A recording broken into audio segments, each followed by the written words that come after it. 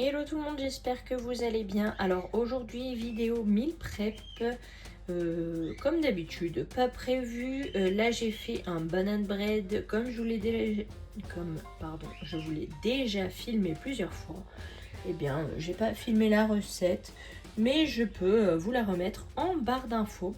Là, il me reste juste à ajouter du chocolat, enfin des pépites que je vais faire moi-même. Je vais couper du chocolat noir dessert comme ceci là en tablette. Et bien je vais en faire des petits bouts tout simplement au couteau et je vais les ajouter dans cette préparation. Ensuite je vais mettre dans un moule à cake et je vais le cuire tout simplement environ 30 minutes à 180. Alors j'enchaîne tout de suite avec une pâte à tarte, enfin à quiche, tarte, voilà. Je vais mettre 250 g de farine. Je pense que je vais faire moitié semi-complète et moitié farine de blé comme ceci. Il nous faudra 125 g de beurre. Donc là, j'ai celui-ci qui est ouvert, donc on va s'en servir. Il nous faudra un œuf, donc j'ai pris un œuf de nos poules et un petit peu de sel fin de Guérande. Donc je prépare la tarte tout simplement parce que comme je vais enfourner mon banana bread à 180 degrés 30 minutes, la tarte va cuire le même temps au même degré. Donc du coup j'en profite, je mettrai les deux en même temps. Donc là je vais mettre, comme je vous ai dit, une partie de farine semi-complète. Donc je vais mettre à peu près 125 grammes. Comme ça va quand même l'enrichir la pâte, mais j'ai pas envie qu'elle soit trop ferme, trop sèche. 125 à peu près, hop. Voilà, et je complète avec celle-ci pour faire les 250.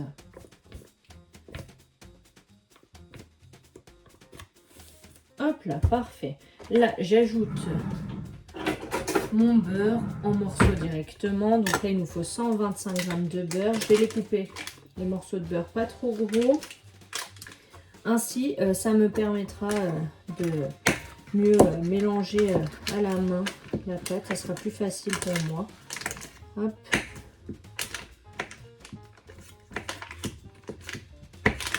Après il est vraiment assez mou, je trouve, ce beurre. Hop, 65. Il m'en faut encore des coups. Donc dans cette tarte quiche, bref, je vais mettre des allumettes de bacon fumé. Je pense des petits pois surgelés, comme ça on aura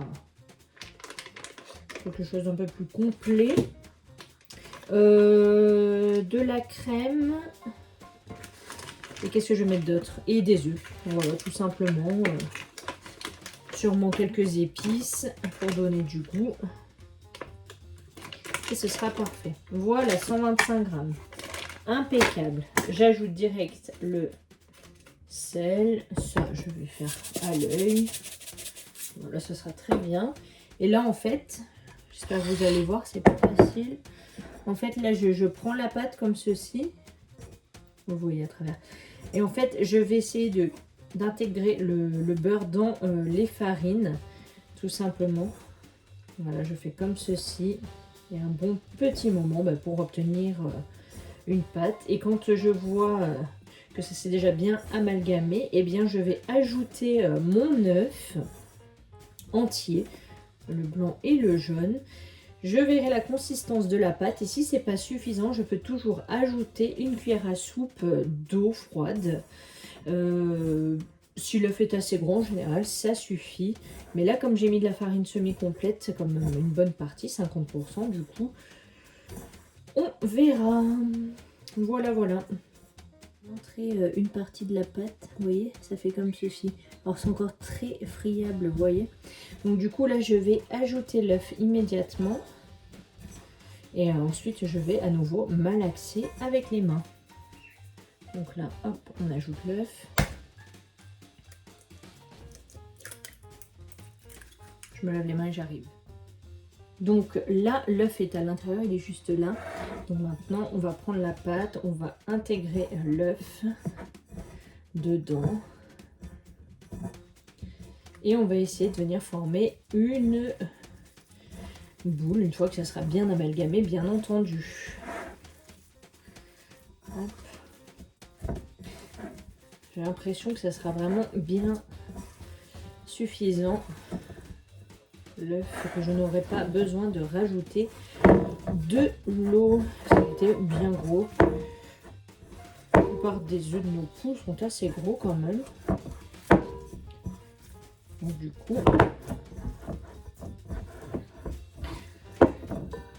presque ça va être trop. Hop là. Mais voilà, au moins on a une bonne pâte maison. Une pâte brisée. C'est très simple, c'est très rapide à faire. Au besoin, on peut rajouter de la farine, hein, si vraiment on voit que ça colle trop, notamment quand on va ensuite l'étaler. Là, j'ai l'impression qu'elle est quand même vachement humide. Donc, après aussi, tout dépend des beurres. J'avais pas l'habitude de travailler avec ce beurre d'habitude et selon les beurres, il y a des beurres qui sont beaucoup plus, je sais pas, ils sont moins mous, vous voyez ce que je veux dire, plus durs quoi du coup les autres. Et allez, voilà. Alors j'ai préféré ajouter un petit peu quand même de farine là que vous voyez juste à côté pour avoir une meilleure consistance de pâte parce que franchement quand je vais l'étaler, ça va être beaucoup trop collant. Donc un petit œuf, peut-être ça aurait été mieux, et un autre beurre. Là, j'ai avec celui-ci, enfin notamment ouvert, j'ai celui-ci. Bon après de toute façon c'est celui que j'ai, c'est le même mais en gastronomique. Voilà, comme c'est les moins chers actuellement et à 82% de matière grasse. Donc du coup voilà, j'ai pris ceux-là. Mais c'est vrai que j'aimais bien prendre d'autres marques habituellement, mais bon, voilà. Voilà, la pâte est beaucoup mieux. Vous voyez ? Bon, j'en ai plein les mains, mais ça fait rien, je vais me laver les mains. Voilà, elle est comme ceci. Je vais la laisser poser un tout petit peu en attendant de préparer l'appareil. Du coup, pour l'appareil à qui je vais utiliser ce que j'ai. Alors là, il me reste de la crème fraîche épaisse légère comme ceci que j'ai ouverte hier ou avant-hier. Donc, on va s'en servir. J'ai pris 3 œufs que voici, les allumettes de bacon fumé. Il nous reste une bonne partie de bleu d'Auvergne. On va le mettre dedans également. Et les petits pois, comme ceci là, surgelés. Je mettrai juste du coup un peu de sel et de 5B et ça suffira. Mais vraiment le sel léger parce qu'avec tout ça, ça va quand même saler pas mal la préparation. Alors, on va mettre les 3 œufs.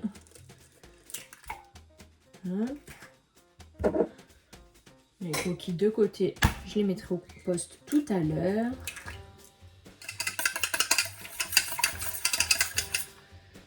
Hop, voilà, on va ajouter la crème. Il en reste une bonne partie.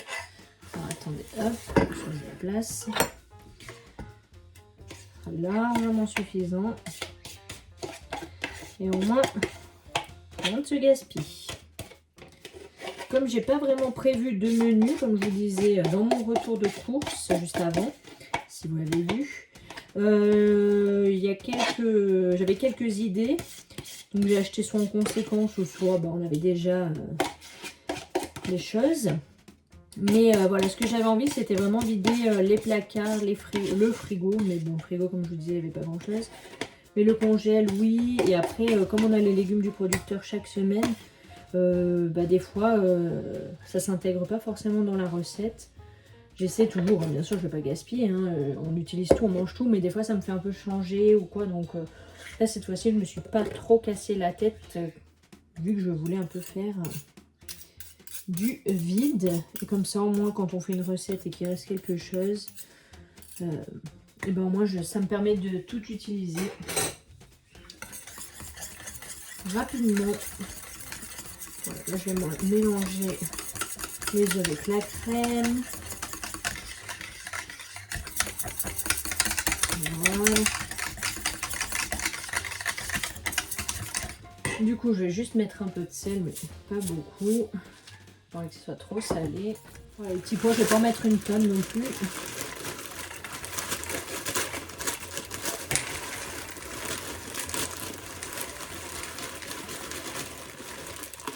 Voilà. Donc là, j'ajoute les deux paquets d'allumettes de bacon fumé. Ça fait 200 grammes. Donc,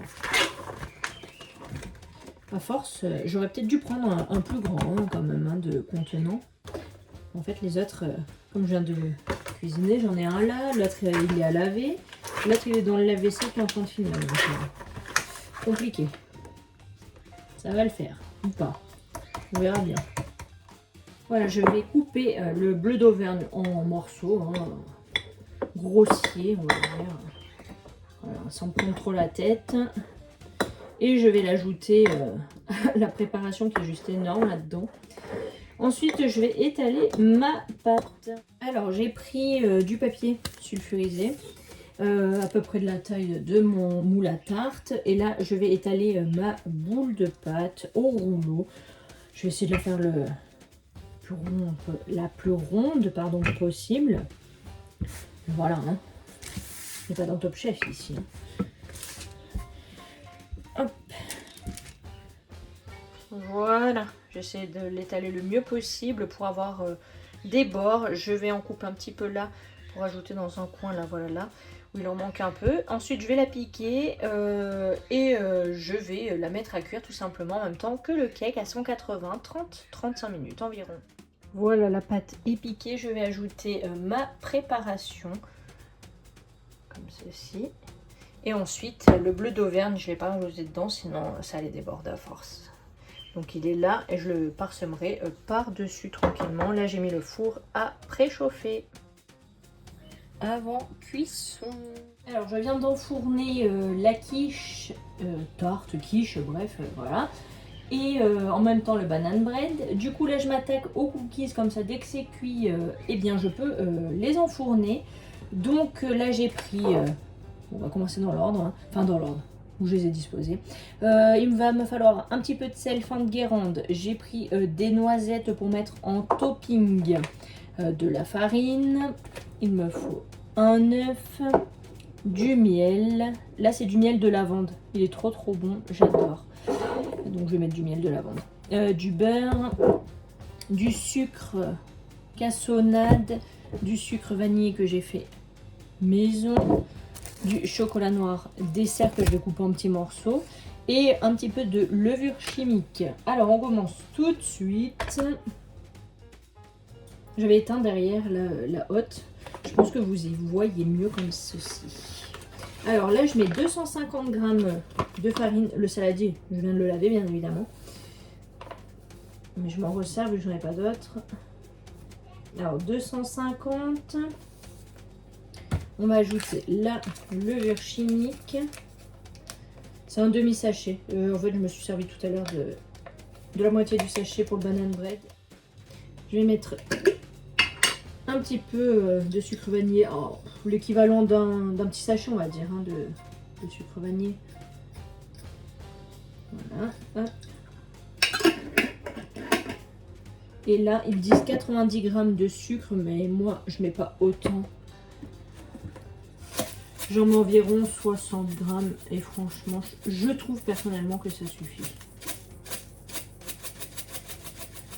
Voilà. Donc là, je mélange avant d'intégrer le reste. J'ai omis la pincée de sel, je vais le faire immédiatement.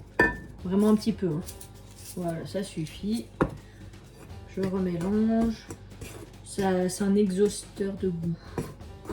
C'est ça qu'on dit, hein. Alors là, il faut faire fondre 125 g de beurre. Quand c'est fondu, on ajoute 2 cuillères de miel et l'œuf. On bat le tout et on ajoute à notre préparation sèche.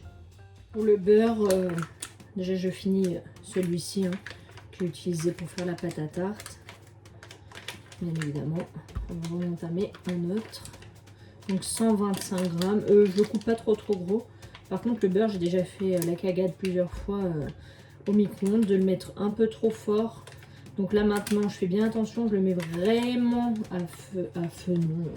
à puissance réduite et je surveille, je mets à chaque fois pas longtemps et je surveille parce que ça m'est déjà arrivé qu'il me repeigne l'intérieur du micro-ondes et franchement les boules après de tout nettoyer c'est archi gras c'est trop pénible quoi. Donc là le beurre est fondu, il reste juste un petit morceau là mais qui est... Je vais mélanger comme ça va finir de fondre. Sinon je sais qu'après ça va pétarader dans mon micro-ondes et comme je vous l'ai dit j'ai pas envie. Donc là je vais ajouter une cuillère comme ceci à soupe. Elle n'est pas énorme celle-ci. De miel. Donc moi c'est du miel de lavande mais vous mettez ce que vous voulez. Moi c'est celui-ci. Miel de lavande. Voilà. Sinon vous mettez 2 cuillères à café. Et je vais ajouter l'œuf, bien battre et ajouter à ma préparation. Ensuite je vais couper, concasser grossièrement mes noisettes. Hop. Mon chocolat. Voilà, l'œuf, le miel et le beurre c'était bien mélangé. Du coup, je viens de les verser dans mon saladier. Et là, eh bien, je vais mélanger pour former mes cookies. Ensuite, je vais ajouter mes noisettes concassées. Je sais pas si j'en rajoute encore un peu. Et après, je vais couper du chocolat. Du coup, j'ai ajouté quelques noisettes encore. Et là, j'ai pris deux tablettes, ouais, bien sûr. 2 barres de chocolat. Chaque carreau je l'ai découpé en 2 puis après en 3 parties, donc ça fait 6 petits morceaux dans chaque carreau en gros. Là j'ai plus qu'à malaxer, enfin mélanger la pâte à la main et ensuite je vais venir former mes petites boules puis les enfourner. Je crois que c'est 210 degrés et environ 9 minutes, mais je vous redis ça. Alors voilà, les cookies sont prêts à partir au four. Je les ai volontairement fait gros. Bon là on se rend pas bien compte. Mais voilà, ça m'en a fait 3 x 4, 12 gros cookies. Je les ai pas beaucoup écrasés. Comme ça au moins ça fera des bons gros cookies bien croustillants autour et moelleux à l'intérieur. J'ai vérifié, donc il préconise 220 degrés, 9 à 11 minutes selon ce que l'on souhaite. Moi perso je les mets 210, 9-10 minutes, je vérifie. Mon four étant un peu mou par contre, voilà, je vérifie toujours les cuissons et j'adapte en fonction. Et là comme j'avais mis la tarte avec le banana bread 30 minutes à 180, je trouvais qu'il manquait légèrement, donc j'ai remis 5 minutes, sinon j'étais pile poil dans le timing. J'ai fini les cookies mis sur la plaque que le four sonnait. Je vais m'attaquer à la dernière préparation pour aujourd'hui, c'est la pâte pour faire des cheese naan. Et voilà, c'est sorti du four. Alors ça sent trop bon, j'ai trop envie de manger, même si c'est pas l'heure. De manger une tarte salée, mais la tarte salée sent extrêmement bon, elle donne trop envie. Bon là la vidéo ne lui rend pas hommage au niveau des couleurs, et le banana bread comme vous avez pu le voir, hop là, voilà, il est bien gonflé, il est bien beau. Voilà, je vais le laisser légèrement refroidir avant de le démouler. Pendant que le four est en train de préchauffer, j'ai sorti tous les ingrédients, il vient juste de sonner, donc j'ai enfourné. Donc là, oups, il va me falloir pour faire la pâte à cheese naan de la farine blanche. J'ai pris la T65, je préfère pour la manipuler après. Un fromage blanc j'ai pris. Hop, toujours mon sel. Oh là là, fin de Guérande. La lumière venant d'en dessous, c'est pas facile du coup d'y voir bien. Fleur de colza. Enfin pour moi c'est pratique, mais pour filmer peut-être pas. Enfin j'en sais rien. Il me faudra de la levure boulangère et de l'eau que je vais faire tiédir. Alors je vais mettre 500 g de farine. Alors moi je vais la faire cette pâte dans mon robot parce que c'est plus rapide. Plus simple, je me fatigue moins. Mais vous pouvez tout à fait la faire à la main. Donc 500 g de farine. J'ajoute mes 150 ml d'eau tiède ou 15 centilitres, c'est vous qui voyez. C'est la même. Voilà. Là je mets environ un quart du sachet de levure boulangère. On va faire à l'œil, hein. Écoutez. Voilà, ça me paraît bien. Et je vais commencer à mélanger. Alors pendant que je vais faire tourner le robot, je vais me taire. Je vous filmerai, mais je couperai le son parce que sinon franchement ça va vous péter les tympans. Donc voilà. J'ai commencé à mélanger et là je vais ajouter 4 cuillères à soupe de fleur de colza. C'est de l'huile végétale.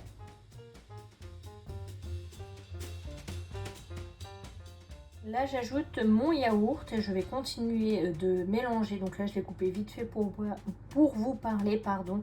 Et ensuite j'ajouterai 2 belles grosses pincées de sel tout en continuant.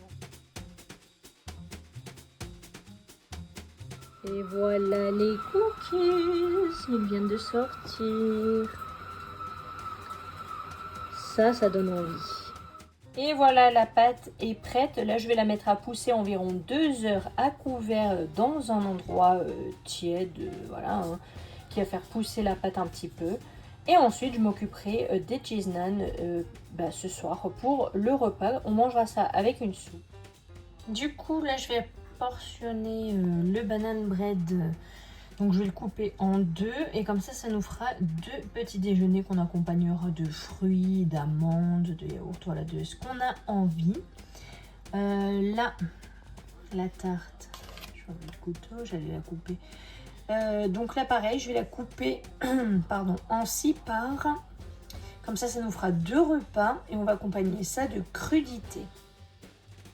Regardez comme il est beau dedans, moelleux. Donne trop envie, ils sont hyper bons en plus la cannelle. On va se régaler. Et voilà, la pâte à cheese naan a bien levé. Donc là ce que je vais faire c'est que je vais la dégazer. Ensuite je vais la portionner en 8 boules à peu près égales. Et ensuite je vais étaler ces boules à la main pour en faire on va dire des cercles plus ou moins. Et je mettrai à l'intérieur sur un côté en fait je coupe une vache qui rit en 2 et je mets les 2 morceaux de vache qui rit du même côté. Je replie. Ensuite une partie sur l'autre partie. Je soude bien avec mes doigts. Et ensuite j'ai plus qu'à faire cuire dans une poêle. Mais je vous montre tout ça.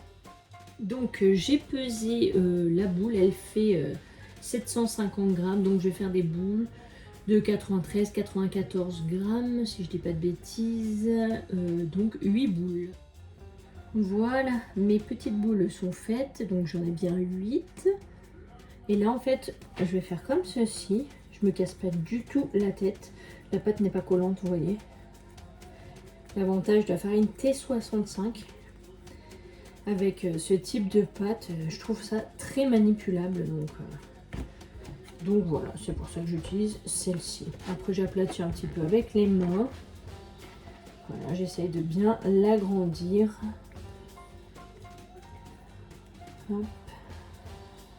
Après je vous montre par-dessus. Donc là c'est pas du tout rond, hein, mais ça ne fait rien. Ça fera l'affaire. L'essentiel étant de mettre de la vache qui rit d'un côté, de replier cette partie là et après de bien souder. Voilà, il faut à peu près que ce soit identique, on va dire, des 2 côtés pour pouvoir bien fermer. Mais bon, hein, ça sera très bien. Donc là, j'ai mis la vache qui rit. Cette fois-ci, je l'ai étalé un peu au couteau. Donc là, je vais venir refermer d'une main. C'est pas fastoche. Du mieux que je peux. Et ensuite, je vais venir bien sceller les bords ensemble. Bon, là, c'est un peu la galère, hein. Mais vous voyez bien le principe, il ne faut pas que ça se réouvre. Et ensuite, on va les faire cuire à la poêle et ça va gonfler, donc ce sera beaucoup plus joli. Là, j'ai mis dans une très grande crêpière les premiers à cuire. Ils sont en train de bien gonfler. Bon, on ne voit pas bien en vidéo, là, mais ça gonfle bien. Ensuite, je vais les retourner pour les faire cuire de l'autre côté et on va manger ça avec une bonne soupe maison que j'avais faite hier. Enfin, manger une partie et il en reste encore. Et voilà, les premiers sont cuits. Bon, ils sont loin d'être parfaits, mais je sais qu'on va se régaler. Sur ce, je coupe cette vidéo ici parce que j'espère, non, je pense qu'elle va être sinon trop longue. J'espère qu'elle vous aura plu. N'hésitez pas à la commenter, à la liker et à vous abonner si ce n'est pas déjà fait. À bientôt. Ciao, ciao.